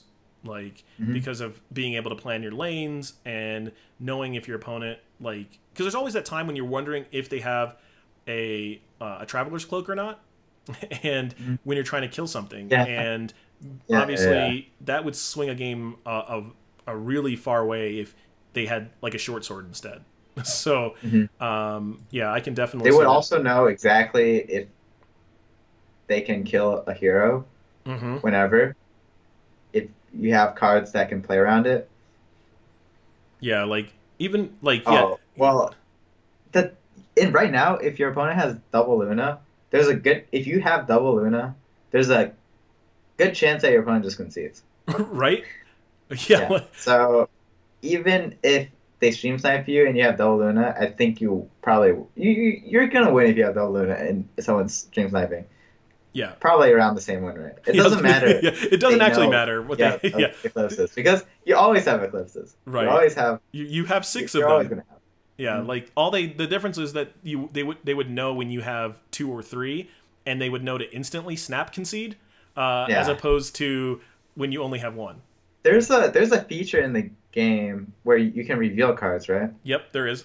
Yeah, so you can just literally just reveal the eclipses to your opponent, like right now. Yeah, in your opening hand, and be like, yeah, you can concede now. Yeah, don't worry about it, bro. It's over. Don't even waste the next like 23 minutes playing this game. Like somebody in beta the other day said that they had a double Dro, double Luna draft, and I was like, how did you even play? Like, wouldn't people like if I saw that? As much as I would want to test against it, I would probably just snap concede and go do something else. Like because there's like it's just not fun. Like there's no fun to be had when your opponent has something stupid like that. And but I'm gonna let you go because I know that you've obviously used a lot of time today. I appreciate it. I don't. What time is it in China now? Is it about 10 o'clock? 12:26. It's in midnight. Oh my Midnight. god. That's Well, fine. Well, Since right now there's a tournament going on for Hearthstone, and okay. I cast it. So usually I cast starting at 4 a.m. Oh my because lord! it's Holy an American tournament. I was wondering, like, if you just like slept in your Liquid jersey or not. I was like, he put a jacket on, but I'm not sure. Does he just like, is that like his pajama attire, attire or No, what? I put it on just for the interview. Oh, okay. Well, tell everybody at home how to get a hold of you and what's your next big event. My next big event. It's not for a while, so I don't even think there's a point in mentioning it. Okay. But right now I just stream on huyatv.com. My stream is on Weibo. I haven't really put information on it on Twitter because I don't want people to go there just to stream snipe me, and most people don't speak Chinese anyways. So on Twitter. Oh, so you're saying that my stream, if I put it onto Huya or whatever it's called, and speaking completely in English, wouldn't be that popular? Yeah, exactly. So. And I stream to I stream to a different audience, and it's been a lot of fun. Okay. I'll see how it goes. There's a good chance I'll do streams on both Twitch and Huya, but at the moment it's just there. Got it. I was wondering. I was trying to find you on on Twitch and things like that, and I couldn't. So, but no, it's just Frozen. Yeah. Oh, okay. But do you have any consistent stream on Twitch right now, or is it all just no, on the Chinese audience? It's only yeah. Okay. And there's actually Liquid is actually partnered with that stream, and they're gonna do a bunch of stuff in the future. I'm not actually sure if I'm pretty sure I can announce that, but they haven't really said anything about it yet. And it's a different streaming platform than the most popular one in China at the moment. Well, so I guess I'll need to find a Chinese interpreter and start working the artifact streams on the Chinese side and and see how that goes. And you'll have not that much competition because there's not that many Chinese players in beta. All right, we did it. All right, you solved it. Next week we're doing streams on the Chinese side. Yeah. I'll just go find myself a Chinese interpreter on the way. So I'll just restream this English stream there. Oh, there you go. And I can have like the Chinese subtitles. It'll be like it's a complete reverse of everything Americans are used to. But no, again, I appreciate you coming on, and hopefully we'll be able to. I think that they're gonna hopefully have another tournament, next week, and so hopefully we'll get to work together and put up some good numbers. I think both of us ended up finishing like X3 last tournament. Yeah. So we got to improve on that. The first tournament I did pretty good though. The first tournament I was like 10th or something, and I lost on tiebreakers. Oh, that's hurtful. But I lost on the last round. Oh, even worse. It was rough. My deck was pretty good. I had a. Actually, I'm not even gonna risk saying what I had. I had some other cards that I can't talk about. Yeah. I had a pretty good deck, but my opponent last round was had much better deck. Had like some of the most ridiculous things I've seen in my life. Like in like. That isn't double Luna. Like the most ridiculous deck that isn't double Luna. Oh my. Well, you have to tell me off stream what that is because I can think of a couple things that are worse than double. I mean, not worse, but things that are really bad as doubles. Yeah. But I can only think of a couple things. So, but thank you. Appreciate you coming on. We will talk soon, and hopefully. We'll tune in. Maybe we'll go and stream snipe you sometime and see what's up. All right, dude. Thanks. Have a good day. Yep. Bye. See ya. All right. So let's. All right, guys. We've got about 15 minutes till we do our giveaway. Are the guys in the closed beta paid to play? No, we definitely are not paid to play. So I would like to be getting paid to play, but that is definitely not the case. So let's do some drafts. We've got about 15 minutes, so we can do a couple drafts and talk about them, and then we'll do our giveaway real fast. So let's get our musica going. Our musica, and oh yeah. Gotta have that that artifact music in the background. I've had a lot of questions about the artifact wallpaper, and I don't know that I'm allowed to share it. I mean, obviously it's here, but I don't know that I can like publish it. We don't have a confirmed date on beta. What we've got so far is that we pretty much know it's not, you know, the next couple of days. So I don't know if that's helpful, but it definitely is not. Can you explain how to draft as a complete noob to Artifact? Absolutely. And if somebody out there does speak Chinese, and would be willing to work with me, I definitely would stream on the Chinese side.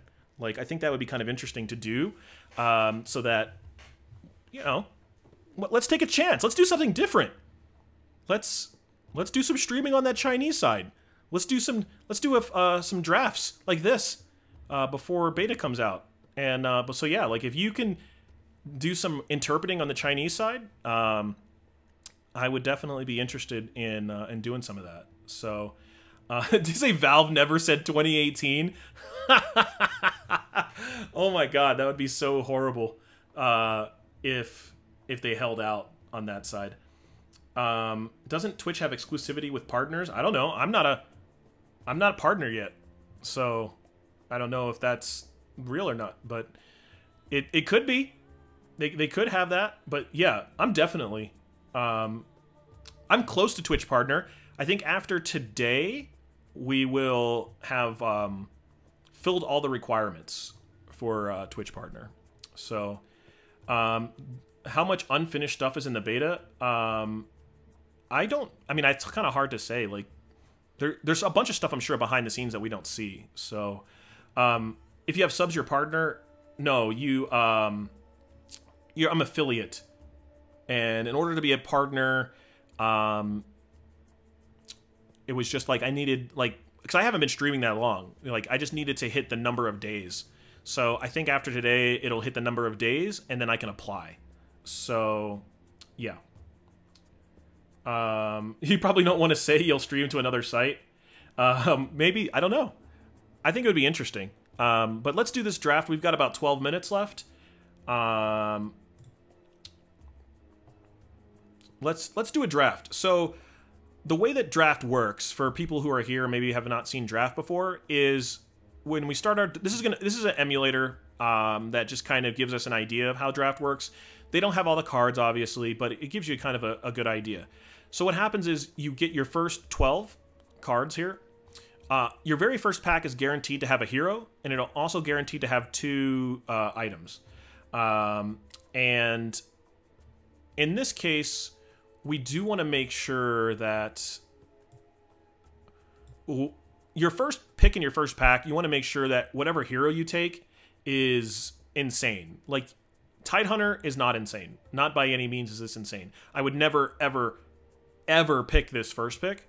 So at this point, I'm just going to pick the 2 strongest non-item cards. And I think the 2 strongest cards in this pack, Spring the Trap is very good, and so is Iron Fog Goldmine. There's also an argument for RMP here. RMP it's very good at being able to win a lane by itself, but in a vacuum, Tide's card is not insane. You get initiative for 1 mana. No, it's not. There's cards that do that without Tidehunter. Like, so getting initiative for 1, I can just draft that. I don't need Tidehunter to come with it.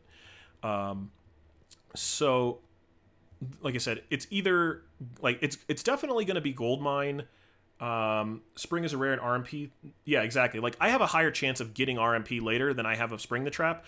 Like, I'm very likely to not see another Spring the Trap this entire draft. Do you still commonly get powerful heroes at second pick and beyond? You don't usually get broken heroes. Thank you for the sub. Super rad. You don't commonly get broken OP heroes, but you can get better than Tidehunter. That's for sure. Intimidation is just not as good as Goldmine or Spring the Trap. So this is where I would go with this. I could see if you wanted to play maybe like a green-red deck, like you could not do this and you could go this way. You can go Intimidation plus Spring the Trap. But the thing is that like Goldmine will, like, even if you just splash black or you splash red, these cards will go in it. Whereas an Intimidation isn't necessarily going to go in your deck if you splash green. Like that's the bigger problem there. So we'll do those. All right, so now we ended up with this gold mine, and we have a Payday. Hey, thank you for that sub, appreciate it. So we can go Payday, we can go Payday Hipfire, we could go Payday Burning Oil. There's also Payday Sensor. I just have to kind of think about what we want to do with this deck. Being able to cross lane stuff is awesome. And so Hipfire's not pick off, but Hipfire is great.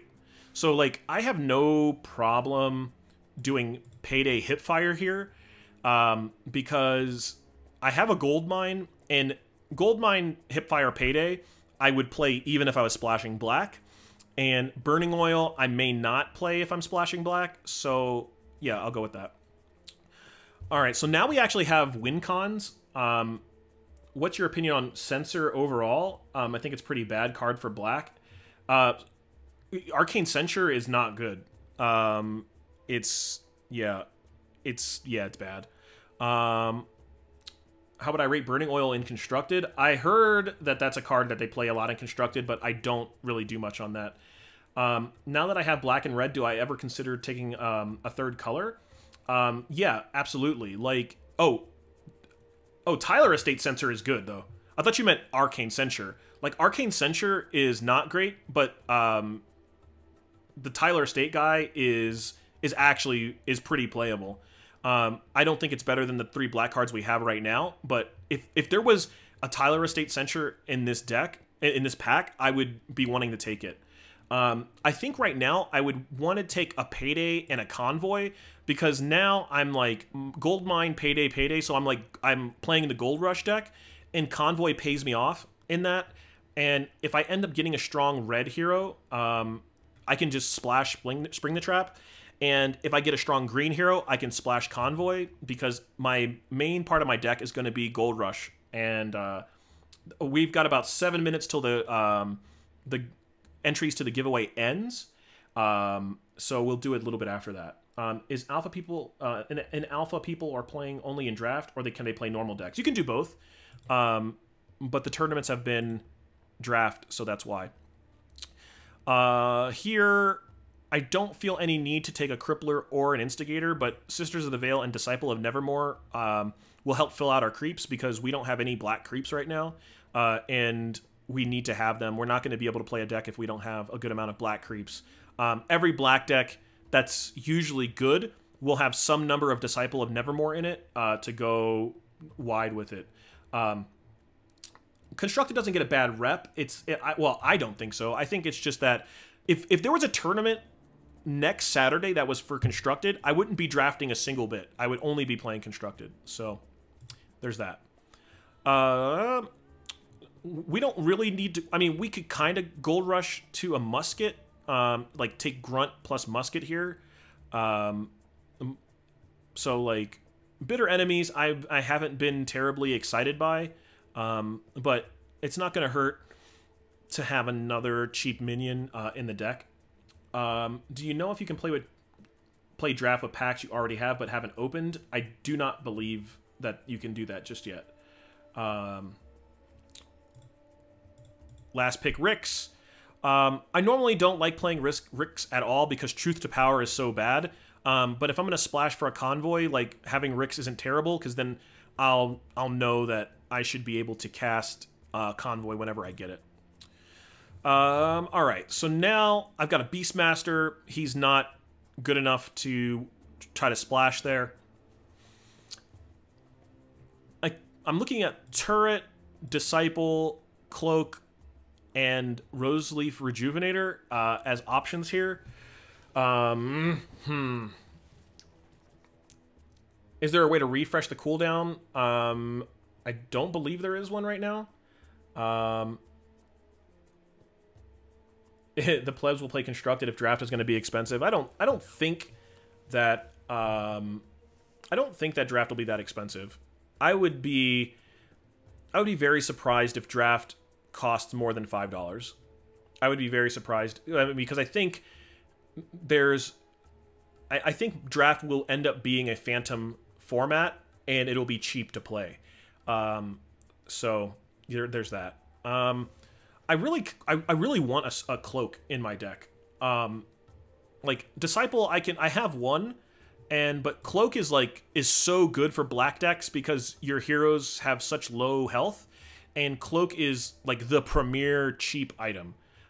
So I think we'll go cloak plus turret here, and yeah, if it's phantom, it should be free. It will not be free. It's like, there is no world where draft is going to be free. None. Zero. Like, phantom draft in Magic is like only a little bit less expensive than the real one, because there's prizes involved. So you will be paying to draft, period. Oh wow, we got paid off with another convoy.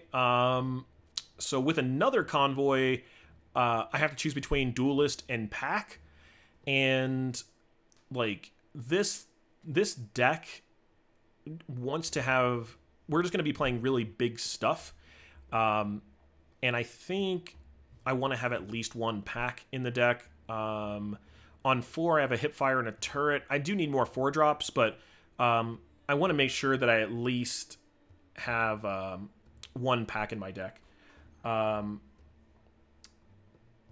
to practice drafting them? Like, I think the big thing you're going to do is you'll have a phantom draft, and you'll see what cards are in your pack. And if you want to practice that draft online, you can always save your draft, but you would just have to like buy the cards. So like having one of like all of the rare heroes will be obviously helpful. And then, you know, filling out your collection as time goes along.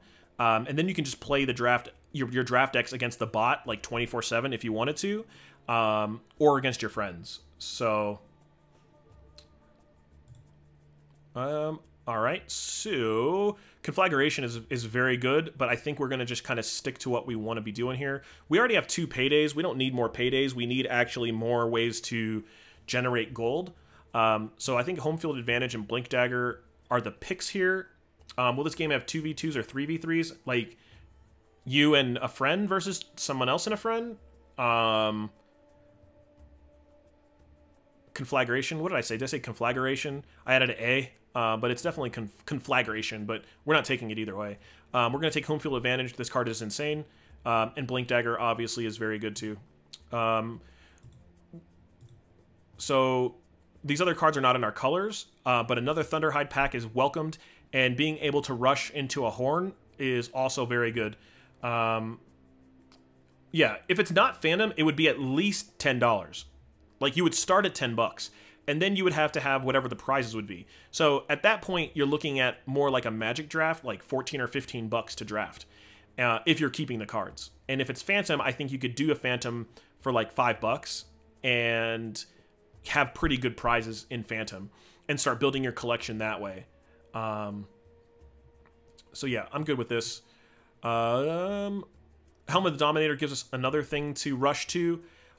We need more Assassin's Apprentice is way better than Grunt ever thought about being, but I think I would like to have another 4-drop here, because we just really don't, we're not really doing much on 4. Oh, sweet! That's like the perfect 2 cards for the last pick. Another gold, basically gold mine, plus bounty hunter. That is as gasoline as it gets. All right, so now our gold rush is pretty solid. When I say Phantom, I mean that you draft but you don't keep the cards. You just play with them. So you can't buy draft for some game gold or only money. I have no idea how that's going to work. I think most people would rather it be cheaper with less prizes, but I don't think so. I think it'll be I think $4 or $5 is like the sweet spot for Phantom, where you draft but you don't keep the cards. Anyway, so here being able to have a Stars Align. I'm trying to think between this Blessing or a Cleric, but I think our deck still needs 4-drops. So I think I would take a Cleric here. Yeah. We don't need another Payday. I think 2 Paydays is really, I don't say the max. I mean, I could play a third, but Altar of the Mad Moon and Rebel Decoy are very good. We don't really have a lot of ways to make a bunch of melee creeps, but this will help solidify almost any lane. Would I play against other pros and money matches? I would play against other pros and money matches today. Like, no question. I saw a great idea that said you could trade in card duplicates or cards you don't want for credits to spend in draft mode. Yeah, but, like, you have to remember that, like, as a company, they have to make sure that it all makes money, right? If they're going to make $1 million tournament, they've got to pay for that, right? Oh, my lord, Mist of Avernus. We definitely going to have Mist of Avernus here. Murder Plot is also great. I don't think I want a third Thunderhide pack. Redful Convoy is, in our deck, going to be some astronomical beast, so I'm pretty happy with just this. I still don't want Bitter Enemies. Blacksmith is really bad, and so I could take a Broadsword and a Blacksmith here. So you only pay for draft to get good at this mode? No, I mean, you'll have prizes too. Like, Convoy, or I mean, Martyr's fine. I don't like Guard. I mean, I'll take it because these are red cards. I'm not going to play with them anyway. And Lion and Stonehall Pike. Lion will not see play. I will play Debbie 1,000,000 times before I ever play Lion. All right. So we have another Horn of the Alpha and another Blink Dagger. Like, I kind of want to do that and try to run, like, getting another Bounty Hunter. Sniper is very good, especially when we're in black. Having 2 Horn of the Alphas in a deck that has double Payday, double Nevermore, like, is really strong. God.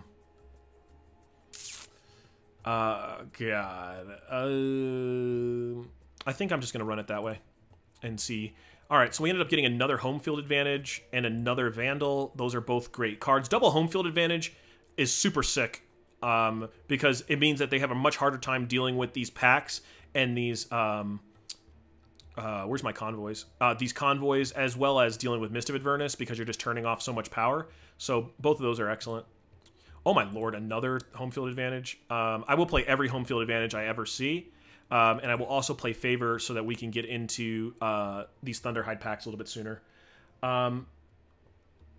Well, so having 2 horns is contradictory to the convoy, which is true, right? Like, you're going, oh, well, if you have double horn and you have double convoy, like, they don't play well together. Well, here's how they play well together is if you have 25 mana, you can either A, have a convoy that is a 12 power convoy, or you can buy Horn of the Alpha and just make ridiculous things. So, like, depending on what your deck is doing, you want to have options to do stuff with your gold. So, like, the problem is, like, if you have, like, 30 gold and you don't have a convoy, like, you just have 30 gold. Like, what are you doing with it? So you want to make sure that you have ways to spend your gold in case your convoy dies or you don't draw it. So, like, I'm totally fine with having a couple of options to spend to gold rush towards.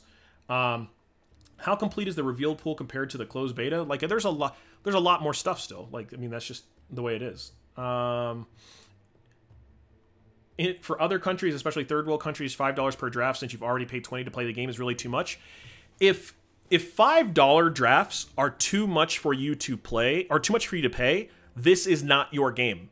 Like, this is not your game, period. Like, this game is kind of like Magic, where it's going to require, like, there's no free to play in Artifact. So, like, if you're thinking that you're going to be able to play Artifact competitively and play it cheaply, that's just, those things are contradictory. This is, you know, you buy cards, you pay for drafts. That is where you're at, and you know, and it's not for everybody. It's just not like it's not. It's sometimes for some people, they're gonna want to be able to be, you know, super competitive in a game and not want to spend money, and those two things don't work. So, Grazing Shot will play. None of these other cards will play. I'll just take one that's on color. There's another Bitter Enemies. I do want to have a Maul, and having option of putting a Claymore in our deck is something we could do. Another Rix. Oh my god.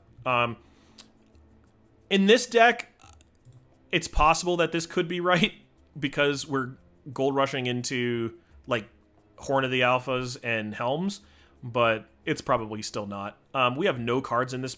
Like, we have a Time of Triumph, so we could splash for a Time of Triumph, and we could take another Grazing Shot.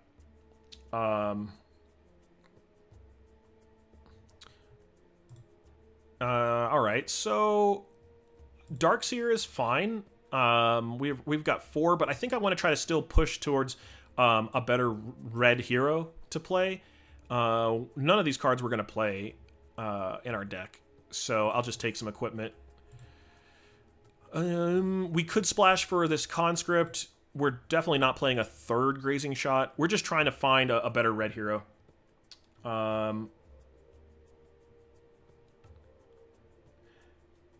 He said he's from a third world country. $20 can be a week's wages in some countries. Yeah, I heard him. Like, if $20 is a third world, if it cost you, if a week's wages is $20, like, I would never be playing this game. Like, I don't know what games I would be playing if $20 was my weekly intake for money. Like, that seems crazy. Like super crazy. Like, that's something like where you really need to consider your life choices. Like, if your a week's wages should be going towards your food and mortgage and things that get you through life, I wouldn't be paying that to, you know, to play a game. Like, you know, like, I would play a free game. You know, play a free game where you can just grind for free that you don't have to put money in. Don't spend your hard work, like, weeks worth of money doing it like that. That seems bad. We're going to stay on the Apprentice and the Favor here. No, you can, $5 per draft, you get more than one game.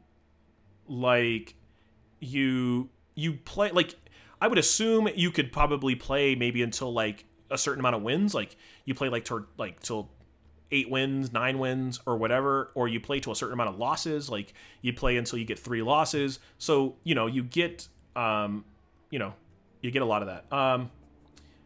You're arguing about kids and people who don't have a good income or just playing the game for fun and aren't looking to build a collection. Like, this is not a kid's game. Like, this is not, yeah. There's plenty of other games that I would suggest kids to play. Like, this game is hard. And it's super punishing. And it's definitely not something I would be like, oh, hey, little kid, you should be playing this game. Like, probably not what I would suggest. So here we're definitely playing Bounty Hunter. We're definitely playing Riley. We might play a second Riley there. Double Rix is really bad, but in this deck, it could work because we would be able to get into a lot of other crazy stuff. So, Clerics in, Favor. Because we have triple home field advantage, so we can turn off a lot of stuff that they're doing. And we have Mist of Avernus. So, we definitely have some stuff in this deck that can make it so that double Rix isn't horrible. We're going to put this Hipfire, Turret, Murder Plot, Vandal, Sisters. What are we at? 40 exactly. Perfection. We will Horn, Helm. We definitely want both Blink Daggers. Stonehall Cloak. There's also an argument for playing these Pikes because we do have Rix. And then our Traveler's Cloaks. But that's 11 items. So...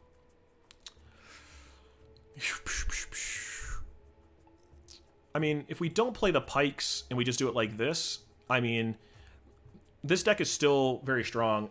If it's planning to be a non-kids, non-rich people game, why is it even trying to be an esport? I understand having a niche like Magic-like game, but just built isn't to like a $1 million esport, because like you can still play the game casually. Like you'll still be able to do a lot of that. Like you just, I think being a pro at any game is going to require, like there's maybe there's few games where it doesn't require like a large money investment. So if you're playing Fortnite, you need to have obviously a good computer, you need to have a good internet connection, a good mouse, a good keyboard, things like that. Like, so there is that. I don't know if it's going to be full of microtransactions, but anyway, I think this is where we're at. I think this is a nice little Gold Rush deck that can pay off on Horn of the Alpha, Helm of the Dominator, or Convoy. And we also have Mist of Avernus, and we're playing double Ricks, which is horrible.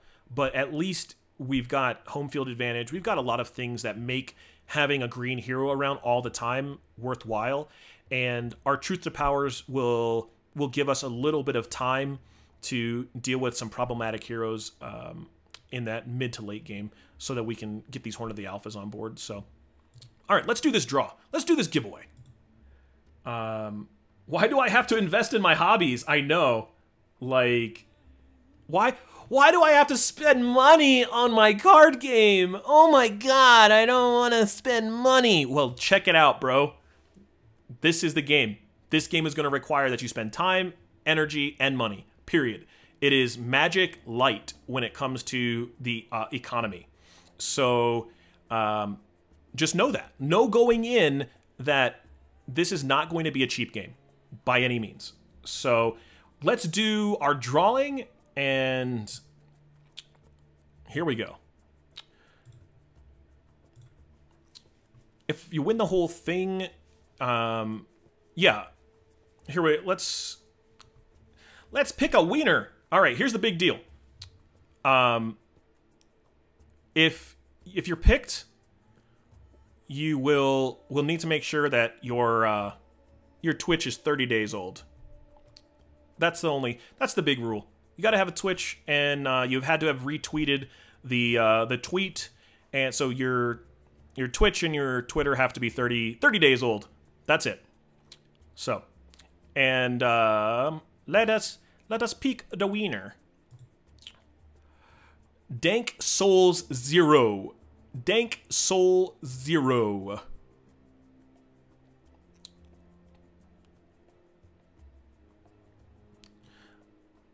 And let's see. Not here. Not here. Oh, hello. I got a Dank Soul 0 appearance. He's got a 2-year-old account. And that's good for me. Dank, will you whisper me? I need to know your Twitter. And we'll get that going. A 2-year-old can't play Artifact. Yes, that is true. But, you know, let's find out. Let us find out if there was a retweet that Oh, he says that he didn't retweet to pick another winner. Look at that's an honest dude right there. That's an honest dude right there. Run it back. All right.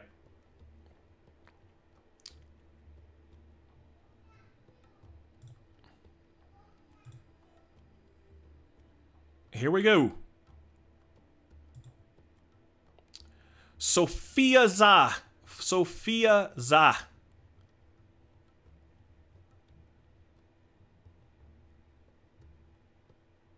Do we have a Sophia Za?